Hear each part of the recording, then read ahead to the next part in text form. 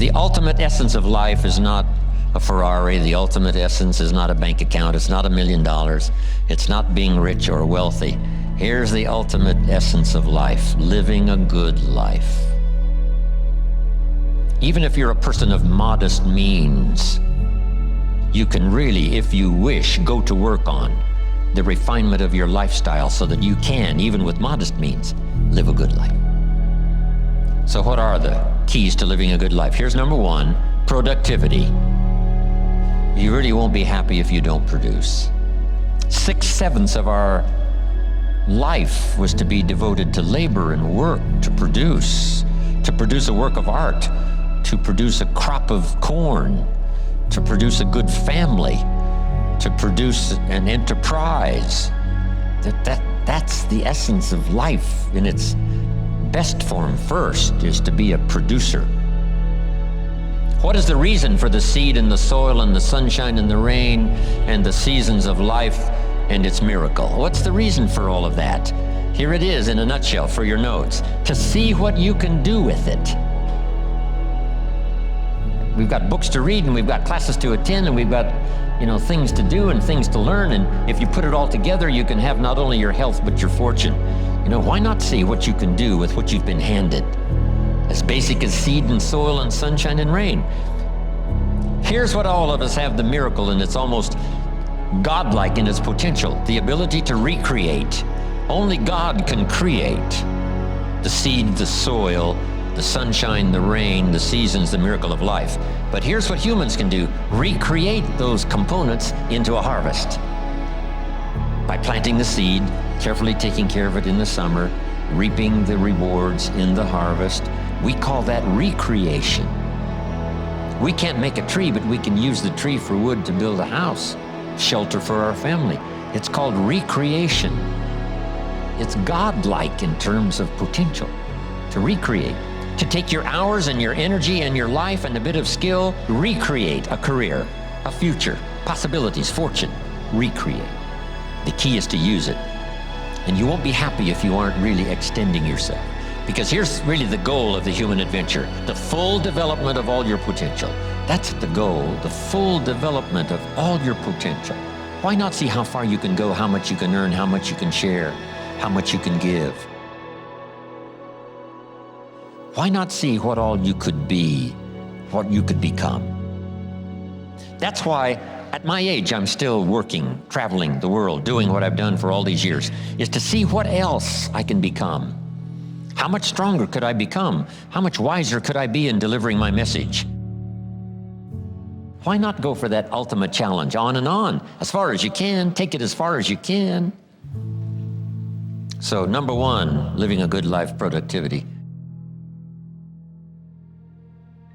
Here's number two, good friends. Friendship is one of the greatest support systems in the world.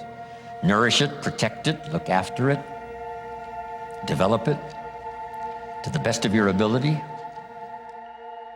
Friends are those wonderful people who know all about you and still like you, right? You got to have those. Next is your heritage. Keep your heritage alive. That's what's made America great.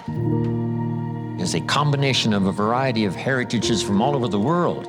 For the last 200-300 years, 300-400 years, people have been coming from all the countries of the world to America, bringing with them their gifts. Gift of language, gift of business ethics, gift of government, gift of music, gift of poetry, gift of the work ethic. These gifts were not here, they were brought here. No country has become such a depository of the gifts of the world like America has the last 300-400 years. People coming, bringing gifts. People coming, bringing gifts. And here's one of the greatest gifts you have to bring: your heritage. Customs and costume and style, poetry, language, ways, recipes, music. Keep that alive. Don't pass on the ceremonies that come from your heritage. Keep those alive. That's what makes us great.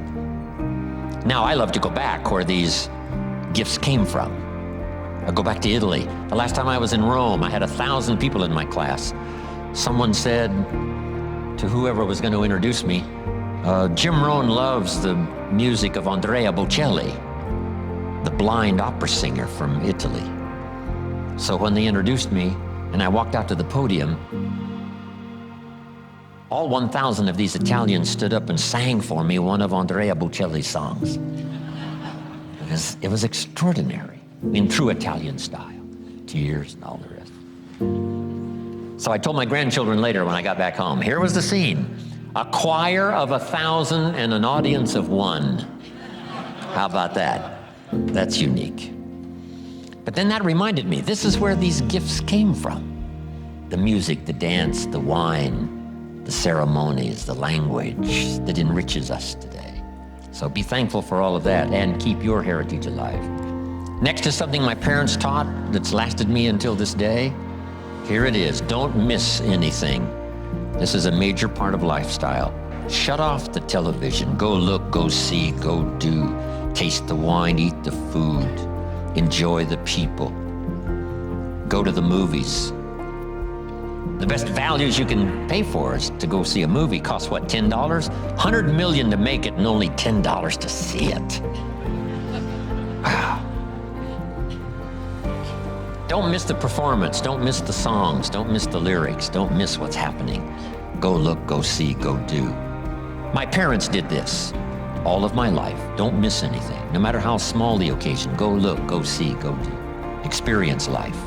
When my father was 93 years old, before he died, if you would have called him at 10:30, 11 o'clock at night, he wouldn't be home.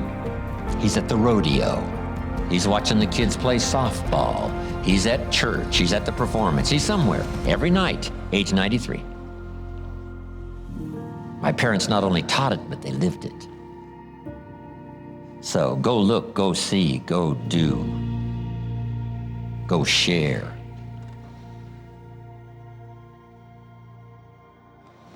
I was celebrating one evening with a lady who's another one of my claims to fame, Ann Geddes, this superstar photographer.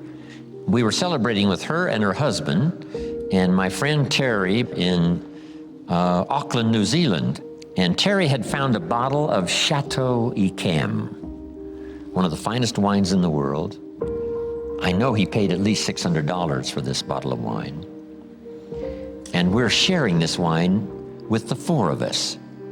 The 4 of us hoping no one that we knew would come by. But if you would have come by, and if we would have allowed you to taste this wine, here's what you would have said. When you tasted this wine, you would have said, wow, I'll bet this wine costs $600 a bottle. That's what you would have said. Something inside of you. So make this note now, the genius is within all of us. It just needs to be exposed and developed and used. Something would have told you this is fine. When you hear poetry, you say, wow, this is fine. The music, you say, this is fine music. Even though you're not a musician, something tells you inside. Now, if you miss all of that, if you don't go, hear, listen, see, then you're not tapping into this genius that can recognize something fine. Whether it's the poetry of the Bible or the lyrics of a rock and roll song. Just don't miss it. Don't miss it. Elton John sings, she lived her life like a candle in the wind, never knowing who to cling to when the rain set in. See, that's fine. You can't describe how fragile and brief life is much better than that. George Harrison used to sing when he was alive, if not for you, the winter would hold no spring. Couldn't hear a robin sing. I just wouldn't have a clue if not for you. See, you can't miss that. And then you go hear it again and again and again. Let it nourish your soul and spirit. That's part of lifestyle.